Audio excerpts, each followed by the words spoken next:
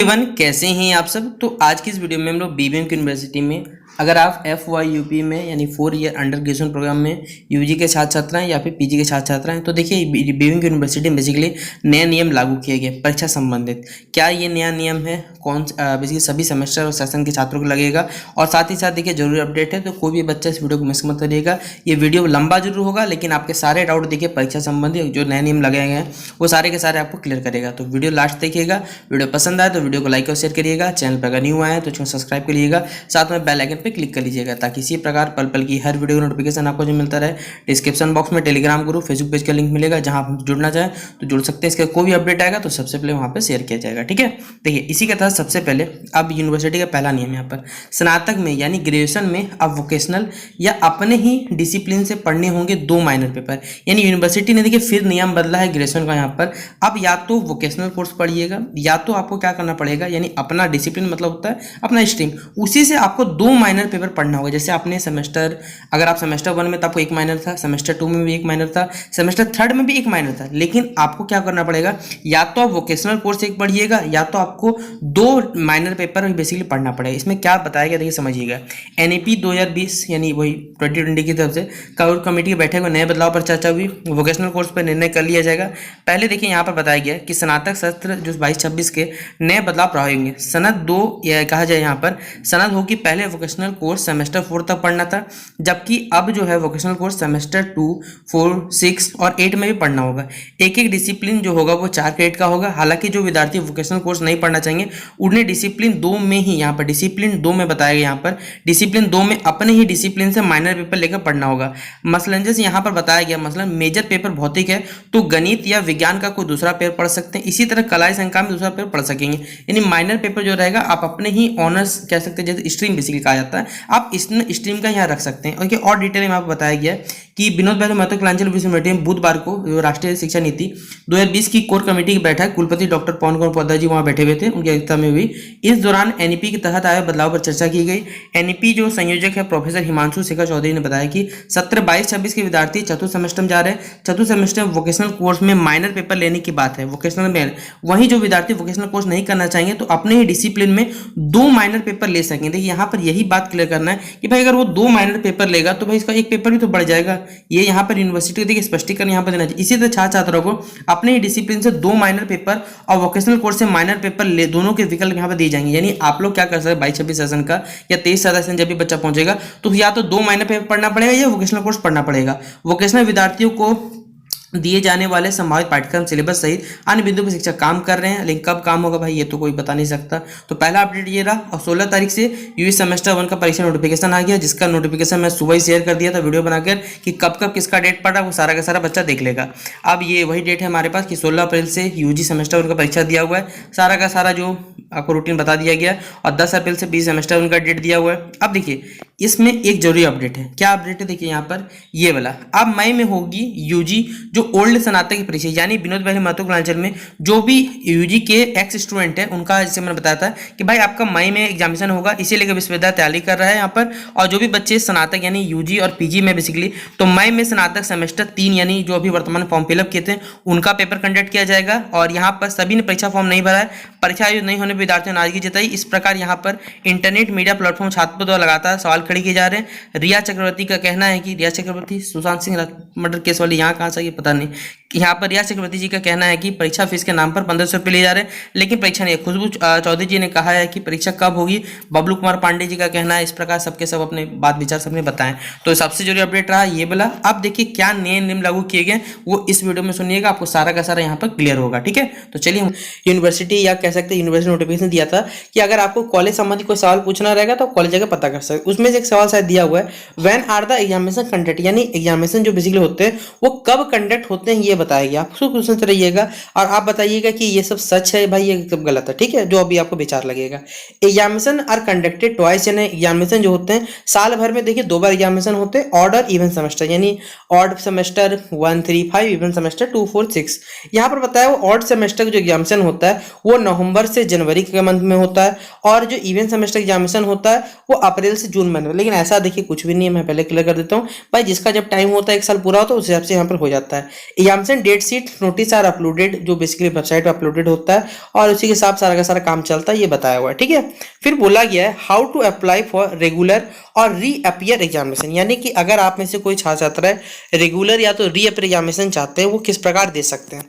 After publication of date sheet, जैसे date sheet आ जाता है, students eligible student for regular या तो reappear student can fill up examination form available at student login section on. इतना देखिए basically form fill up notification बताया जा रहा है कि अगर आपको फॉर्म फिलअप का नोटिफिकेशन जानना है वो कैसे अप्लाई कर सकते हैं या फिर रीअपियर इसे नाम दिया हुआ है। तो बस जैसे डेट शीट आपका पब्लिश हो जाएगा, एलिजिबल स्टूडेंट जो रहेंगे वो रेगुलर और रीअपियर एग्जामिनेशन जो रहेंगे वो बेसिकली फॉर्म फिलअप या कह सकते हैं can fill up examination form, जो कि वेबसाइट पर आपको अवेलेबल मिलेगा उस सब से बताओ। जैसे यहाँ लिंक भी दिया, लिंक पे क्लिक करना चाहते हैं क्लिक कर सकते हैं।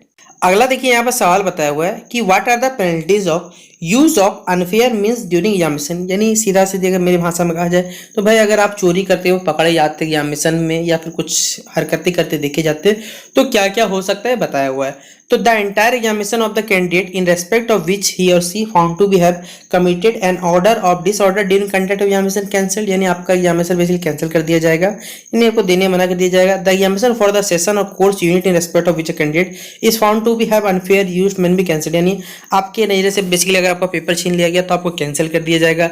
The examination for the session और कोर्स यूनिट और the entire examination candidate in respect to which is found have unfair means be cancelled, वही बात देखिए ऑल ओवर तो लोग बताया जाए तो पेनल्टी के रूप में आपसे बच्चों को वहां से एग्जामिनेशन देने नहीं दिया जाएगा, या फिर ऑल लेवल पे कहा जाए तो आपका सारा एग्जामिनेशन कैंसिल किया जा सकता है। ऐसा यहाँ पर बताया हुआ गाइडलाइंस के थ्रू जो बता दिया गया। फिर बोला गया प्रमोशन क्राइटेरिया, देखिए क्या है यूजी और पीजी के लिए, तो ये बेसिकली रूल्स एंड रेगुलेशन का जानना रहेगा तो आप लिंक पे क्लिक कर सकते हैं। इसमें मैं आपको बता दूंगा कि क्या क्राइटेरिया हमारे पास, क्या कंडीशन है जिसके थ्रू आप एक कह सकते हैं एक सेमेस्टर दूसरे सेमेस्टर जा सकते हैं।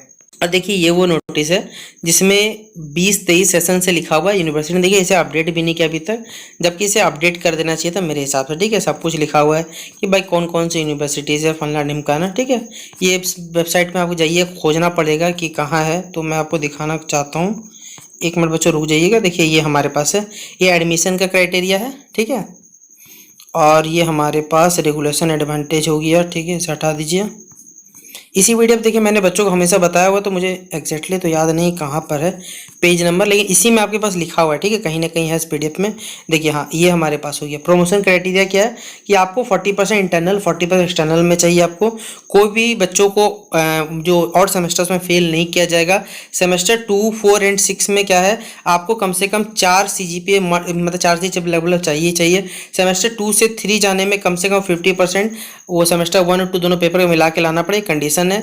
सेमेस्टर 4 से 6 जाने का इस तरह क्राइटेरिया दिया हुआ है, फिर 6 सेमेस्टर क्राइटेरिया दिया हुआ है। ये तमाम देखिए यहाँ पर क्राइटेरिया दिया हुआ, अगर पढ़ना चाहे तो भाई आप लोग पढ़ लीजिएगा, ठीक है। अगला बताया हुआ देखिए यहाँ पर कि what is the procedure for retotalling of answer sheet after the declaration of result the notification. देखिए यहाँ पर जो लिखा हुआ भाई स्क्रूटनी के बारे में बता दे रहा हूँ। देखिए मेरा जो एक्सपीरियंस है छात्रों का भी देखिए जो कहना है उससे ज़्यादा बताता हूँ। स्क्रूटनी मतलब होता है कॉपी रीचेकिंग। इसमें क्या होता है बेसिकली अगर आपका कोई कॉपी में मार्क्स छूट जाता है तो आपको मार्क्स दिया जाता है, ये नहीं कि आपको कॉपी फिर से रीचेक होता है। और इसका रिजल्ट कब आता है भाई, आज तक तो मेरे हिसाब से मैंने कभी इसका रिजल्ट आता है देखा नहीं है और ना ही कभी सुना है। खाली फॉर्म आता है इतना मुझे पता, बाकी मुझे मैं नहीं पता, ठीक है। और ये वाला SGP CGP कैसे कैलकुलेट किया जाता है तो ये लिंक है, वही PDF है, उसमें सब कुछ मिल जाएगा पेज में 33 एंड 34 पे। फिर बोला गया when the student receive the marks card और ग्रेड कार्ड। देखिए with in 1 month of the declaration of the result, 1 month के बाद आपका जो मार्कशीट रहता है वो आपके एक बार कॉलेज भेज दिया जाता है, वहाँ से आप लोग कह सकते हैं बेसिकली रिसीव कर सकते हैं। फिर बोला गया I don't agree with the grade I have been awarded what's. देखिए अगर आपको जो मार्क्स मिले या ग्रेड मिले अगर आप उससे एग्री नहीं करते तो आपको क्या करना चाहिए। Result processing is fully computerise system at the university. Result पूरा कंप्यूटराइज्ड होता है यूनिवर्सिटी द्वारा। ऑल इंस्टीट्यूशनल डिपार्टमेंट मार्क्स ये सब के सब जो भी रहता है are communicated by the respective HOD I the same uploaded by the university exam section. यहाँ पर semester end marks are processed through fully automatic OMR scanning के थ्रू होता है। All data then compiled through examination result processing. The system is fully automated and 100% reliable. In case of doubt let the student may applying for, मतलब वही सीधा बात है भाई, रीटोटलिंग मतलब ही होता है आप अगर अप्लाई ही कर दोगे स्क्रूटनी का तो भाई फायदा क्या है, ये पॉइंट और ये पॉइंट का मुझे फायदा क्या मिला बताइए। ये पॉइंट तो वही बात बता, सॉरी ये पॉइंट जो हमारे पास था स्क्रूटनी वाला बात वही घूम पे तो हमारे पास आ ही गया। फिर कहा how can I obtain migration certificate for my further study. देखिए आप अपने माइग्रेशन सर्टिफिकेट जो भी बेसिकली आपका मैक्सिमम मतलब ये होता है, आप जो छोड़ते हैं किसी अदर स्टेट में एडमिशन लें तो आप लोग ले सकते हैं। Usually for PG, MBBS, BEd, MEd, LLB, BLLB, BSc nursing and other profession, इसमें हमको क्या लगता है भाई, माइग्रेशन सर्टिफिकेट लगता है। For other undergraduate program है जिसमें माइग्रेशन सर्टिफिकेट जो होता है वो इशू किया जाता है डिमांड ड्राफ्ट या फिर डिमांड ड्राफ्ट बोल रहा हूँ, डिमांड कैंडिडेट के द्वारा। देखिए जो अप्लाई करना पड़ेगा, बीबीएम की जो वेबसाइट पर आपको अवेलेबल मिलेगा, उसका कुछ चार्जेस है वो बताया हुआ है। If in case candidate want migration certificate due to discontinuation को, यानी कुछ वजह से कारण छूट जाता चाहिए, तो मे सबमिट एप्लीकेशन उसको देना पड़ेगा, सीएलसी देना पड़ेगा और उसे अटेस्टेड करके यूनिवर्सिटी एग्जाम सेक्शन जमा करना पड़ेगा। फिर बोला how to get correction related, मतलब कोई माता पिता का नाम संबंधी कोई दिक्कत आ जाए तो आप लोग कैसे सुधार सकते हैं, तो इसके लिए यहाँ पर बताया हुआ है टू गेट करेक्शन। यहाँ पर क्या करना है, जो वेबसाइट है www.bbmq.unip.in में, उसमें कुछ फी है, उसमें सारा का सारा जो अप्लाई का प्रोसेस है, कुछ चार्जेस है वो आपको यहाँ पर जमा करने पड़ेंगे और रिसीविंग जो आपको डॉक्यूमेंट जमा करना पड़ेगा। फिर how to apply for duplicate document in case I have lost, अगर आपका ओरिजिनल डॉक्यूमेंट अगर कहीं से खो जाता है तो आप लोग डुप्लीकेट डॉक्यूमेंट कैसे के लिए मिल सकता है, तो आपके लिए क्या करना पड़ेगा, सबसे पहले उसको आपको अप्लाई करना पड़ेगा बीबीएम की वेबसाइट से, और उसके बाद आपको एक एफआईआर कॉपी और एक कोर्ट से आपको एफिडेविट बनाना पड़ेगा, फर्स्ट क्लास मजिस्ट्रेट से आपको बनाना पड़ेगा। The candidate should keep the document generated post apply validly and submitted the same along the, मतलब सारा का सारा एफआईआर कॉपी ये सब के सब यूनिवर्सिटी एग्जाम सेक्शन में जमा करना पड़ेगा। फिर how many days it will take to the, जो आपकी कम से कम देखिए कितना लग सकता है, तो मे भी मान के चलिए यहाँ पर usually for the documents registration slip, admit card, marks card, provisional, ये सब के साथ 3 से 1 सप्ताह के बीच में लगेगा। लेकिन कोई करेक्शन करवाना है तो 1 से 2 महीने समय दिया हुआ है। फिर what if I have lost my university examination login कैसे, तो आप इसके लिए क्या कर सकते हो, तो भाई यहाँ पर अगर आपको कोई लॉगिन करके भूल गए तो वहाँ पर आपको फॉरगेट पासवर्ड रहता है, वो सब कर लीजिएगा, ये पढ़ने का जरूरत नहीं हटाइए। फिर what are the concession given examination to the person with disability, जो बच्चे कह सकते हैं विकलांग या पीडब्ल्यू कोटे से बिलोंग करते हैं, तो उनके लिए क्या किया जा सकता है ये बताया हुआ है, तो पढ़ना रहेगा तो भाई पढ़ सकते हैं। फिर लिखा what is the process to apply for any document verification, तो डॉक्यूमेंट वेरिफिकेशन के लिए आपको क्या करना पड़ेगा, द कंपनी इंस्टीट्यूट ऑर्गेनाइजेशन जो वेरिफिकेशन होता है डॉक्यूमेंट का, तो मैं apply for the same with इतना डिमांड ड्राफ्ट जिसे कहा जाता है, वो आपको बीइंग आईडी पर रजिस्टर करना पड़ेगा। ये टाइमिंग पैसा दिया हुआ, आप देख लीजिएगा अपने हिसाब से।